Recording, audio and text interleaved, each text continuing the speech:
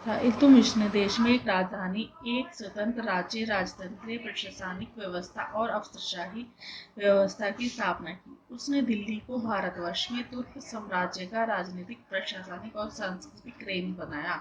उसने एकता व्यवस्था के द्वारा केंद्र को प्रांतीय और स्थानीय शासन से जोड़ने की नींव डाली। चलाने के लिए अधिकारी होते थे। इक़्तिदार उनकी सहायता से राज्य की रक्षा करते थे और नियंत्रित क्षेत्रों में कर वसूल करते थे और इकट्ठे किए गए धन से अब अधिकारियों और अपने सैनिकों का खर्च चलाते थे। इक़्तिदार और जो खर्च बचता था वो सुल्तान को भेज देते थे।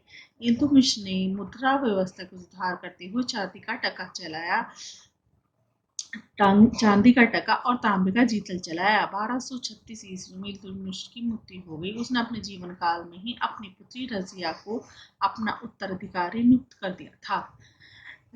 रजिया सुल्तान प्रथम मुस्लिम पहली शासिका थी। इल्तुतमिश ने अपनी पुत्री रजिया को अपने उत्तराधिकारी बना दिया था, परंतु सरदारों तथा उलेमा के विरोध के चलते इल्तुतमिश की मृत्यु के बाद उसका पुत्र कुतुबुद्दीन फिरोज गद्दी पर बैठ गया, लेकिन दुर्बल शासक होने के कारण 1236 ईस्वी में रजिया दिल्ली की गद्दी पर बैठी और सुल्तान कही जाने लगी। रजिया से पूर्व प्राचीन मिस्र और ईरान में महिलाओं ने रानियों के रूप में शासन किया था, परंतु मध्यकालीन विश्व में पहली मुस्लिम महिला शासक थी। रजिया ने लगभग 3 वर्ष 8 माह शासन किया। रजिया ने स्त्रियों का पहनावा छोड़ दिया और बिना पर्दे के दरबार में बैठने लगी। वह युद्ध में सेना के नेतृत्व भी करती थी। अमीरों को शीघ्र ही पता चल गया कि स्त्री होने पर भी रजिया उनका के हाथों की कठपुतली बनने को तैयार नहीं है, तो सरदार भी किसी महिला के अधीन कार्य करने के तैयार नहीं थे।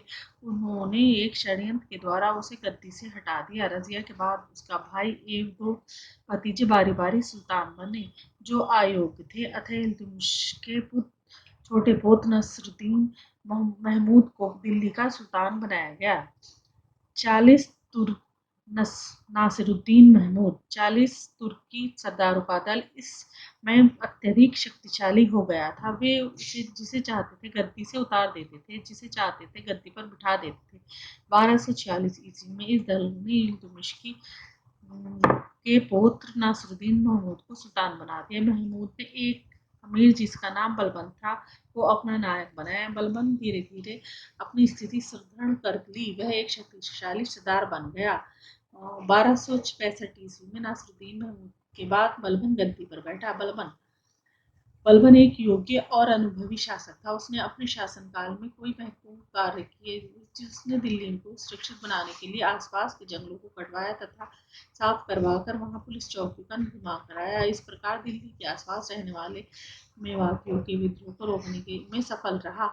मेवातियों के अलावा अन्य विद्रोह का भी दमन किया। बलबन ने कानून को लागू करने की कठोरता बरती। उसने राजा के पद को प्रतिष्ठित बनाया। वह राजा को धरती पर ईश्वर का प्रतिनिधित्व मानता था। बलबन का मानना था राजा ईश्वर की शक्ति प्राप्त होती है, इसलिए उसके कार्यों का सार्वजनिक जांच नहीं की जा सकती। इसके उसकी निर्दोषता सुरक्षित होती थी, इसलिए वह दरबार में अत्यंत गंभीर मुद्रा में बैठता था। वह ना तो कभी मजाक करता था और ना हंसता था।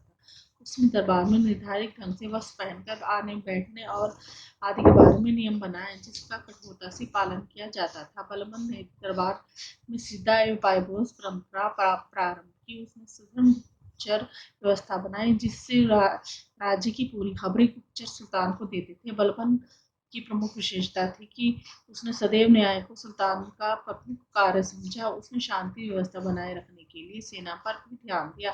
सैनिकों को संतुष्ट रखने के लिए उनका वेतन सदैव समय पर दिया। उन्हें सक्रिय रखने के लिए निरंतर अभ्यास बल दिए। मंगोल आक्रमण। बलबन ने राज्य को बाहरी आक्रमण से बचाने एवं मंगोलों को शक्ति को रोकने के प्रयास किया। 13वीं शताब्दी के प्रारंभ में एशिया और यूरोप के आक्रांताओं ने की नई लहर आई। यह नई आक्रमणकारी मंगोल थे, जिन्हें उस महान साम्राज्य के लिए सबसे अधिक जाना जाता है। उसका गठन उनका चंगेज खान के नेतृत्व में किया गया। 13वीं सदी के अंत होते होते मंगोल साम्राज्य ज्ञात दुनिया के बड़े भाग तक फैल चुका था। चंगेज खान के नेतृत्व में उनकी शक्ति बहुत बढ़ गई थी। मंगोल आक्रमण की भयंकरता को बलबन भाली भांति समझ अनुभव करता था। इसलिए उन्हें रोकने के लिए उसने मंगोलों के मार पड़ने वाले पुराने दुर्ग की मरम्मत कराई तथा नए दुर्गों का निर्माण कराया। वहां पर हष्ट-पुष्ट सैनिकों एवं विश्वसनीय और अनुभवी अधिकारियों को नियुक्त किया गया। शस्त्र तथा भोजन आपूर्ति की पूर्ण व्यवस्था भी वहां की गई। तो उसकी मृत्यु के बाद दिल्ली की गद्दी पर उसके वंश का शासन अधिक दिन तक न रह पाया, परंतु दिल्ली को जो शक्ति बलबन ने प्रदान की, उसी के परिणाम स्वरूप खिलजी सुल्तान अलाउद्दीन अपने साम्राज्य का विस्तार करने में सफल हुआ।